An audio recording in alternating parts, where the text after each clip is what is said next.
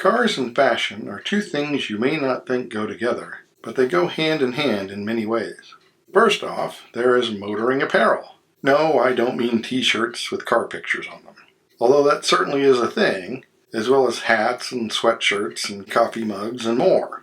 But in the early days of the automobile, before cars were enclosed, at a time when a windscreen was a luxury feature, people dressed up to go for a drive. And there was even a fashion industry built around that very concept.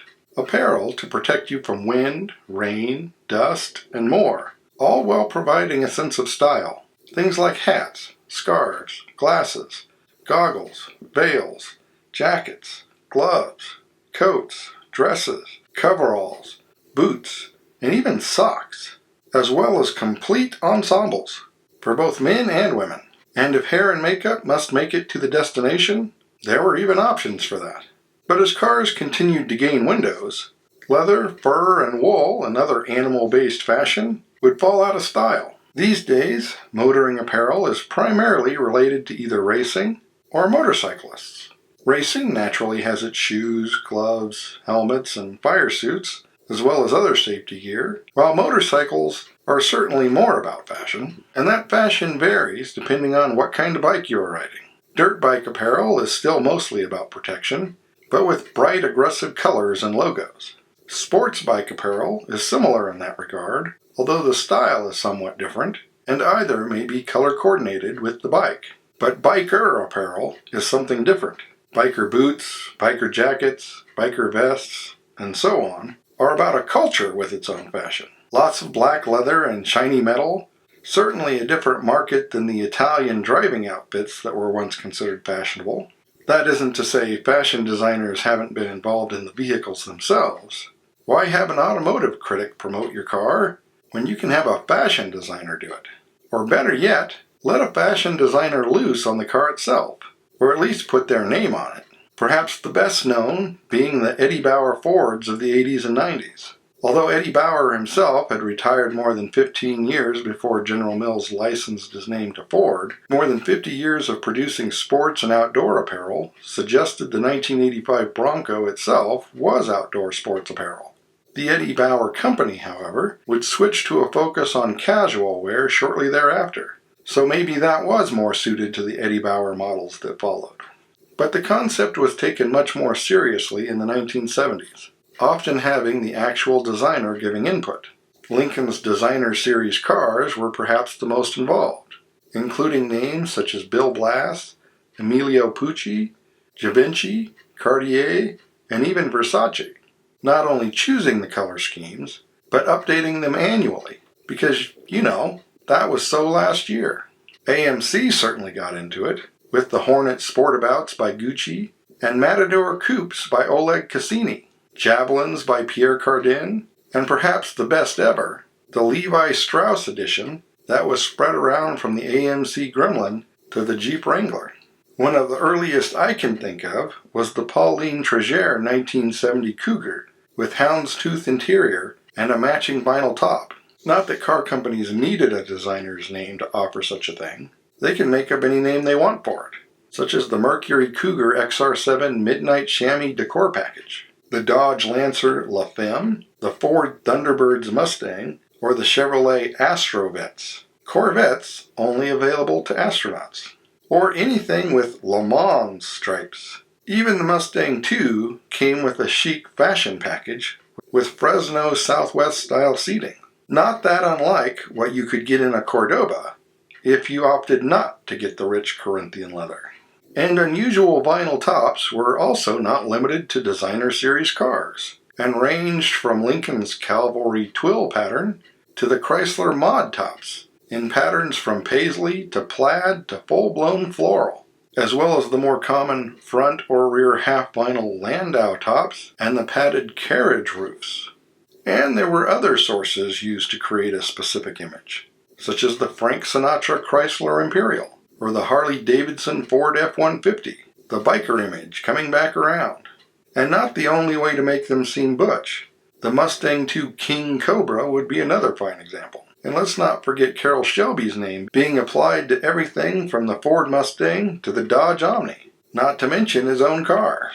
And celebrity endorsements have evolved from "these celebrities bought our car" to "we gave these celebrities our car so they would endorse it" to "here's a celebrity promoting a car he would never own."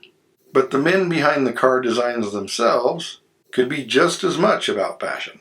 The early custom coach builders certainly were. LeBaron, Fleetwood, Darren, Murphy, and Bowman and Schwartz are just a few of many that would add significant status to already expensive cars, leading to General Motors creating its art and color studio in the late 1920s under Harley Earl, a man behind many designs by GM too wild to ever make it into production, with his "go all the way and then pull back a little" philosophy. And design studios would become influential enough that their names would be advertised on the cars they design, such as Bertone, Pininfarina, and Ghia, and the designers themselves gaining recognition as well, from Virgil Exner to Giorgetto Giugiaro, all because the cars themselves can be their own fashion statement, inside and out. Which is why, in addition to decor packages, there have been appearance packages, such as the Mercury Cougar Eliminator or the Ford Mustang Mach 1. Even real performance packages would get revived as appearance packages, such as Chevy's Camaro Z28, Pontiac Firebird Trans Am, AMC's AMX, and the Oldsmobile Cutlass 442, initiating the term "paint on performance," which is just part of why a lot of effort has been put into designing logos, decals, and hood ornaments. Ford's Mustang, Shelby's Cobra, Imperial's LeBaron Eagle, Trans Am's Rising Phoenix, Packard's Swan, the Dodge Super Bee, Demon, and Hellcat, even the AMC Gremlin's Gremlin. Plymouth even went so far as to license and use the sound and image of the Looney Tunes Roadrunner and Wile E. Coyote from Warner Brothers for their own Roadrunner, then created a knockoff of the Tasmanian Devil for the Duster.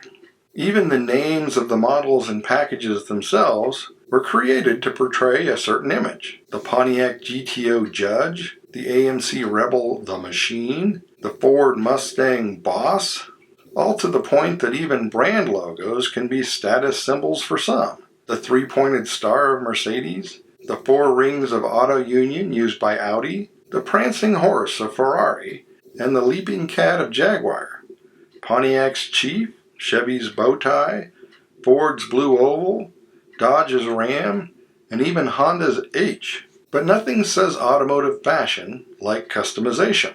Whether it's chopped, channeled, Frenched, sectioned, stanced, dropped, lifted, flared, bagged, louvered, tinted, polished, anodized, finned, chromed, aluminum, fiberglass, carbon fiber, or stainless steel.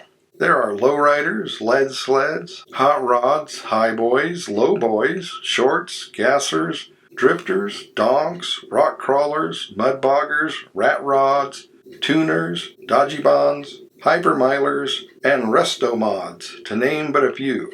They may have a mural, graphics, stripes, scallops, matte, pearl, metallic, two-tone, or a wrap, or maybe just a bumper sticker. The engine could be balanced, blueprinted, bored, blown, turbocharged, injected, ported, nosed, swapped, or just dressed up.